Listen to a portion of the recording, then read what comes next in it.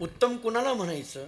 जे भाविक आहेत, जे विश्वासी आहेत, नव्हे ज्यांना पाहिलं की नमन करावं वाटतं त्यांना उत्तम म्हणायचं. भाविक या शब्दाचा अर्थ जे भावाने युक्त आहेत त्यांना भाविक म्हणा. विश्वासी शब्दाचा अर्थ मी 2-3 अर्थ सांगतो. ज्यांच्यावर जगाचा विश्वास आहे त्यांना विश्वासी म्हणा एक, किंवा ज्यांचा देवावर विश्वास आहे त्यांना विश्वासी म्हणा दोन, आणि या दोन्हीपेक्षा सुद्धा देवाचा ज्यांच्यावर विश्वास आहे त्यांना विश्वासी म्हणा तीन.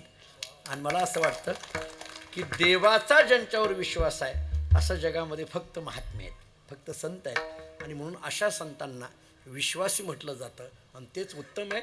आणि सरतेशेवटी महाराज सांगतात, तुका म्हणे नमन त्यासी, ज्यांना पाहिलं की नमन करावं वाटतं, नमस्कार करावं वाटतं, किंवा ज्यांना पाहिलं की मनच न मन होतं ते उत्तम आहेत. मन न मन होणं याचा अर्थ मन शिल्लक न राहणं, मन उन्मनी अवस्थेमध्ये जाणं, मन न मन या स्थितीमध्ये जाणं, ही जी स्थिती आहे त्यांना उत्तम म्हणा. उत्तम त्या याती देवाशरण अनन्य गती, नाही दुजा ठाव काही उत्तम मध्यम भाव.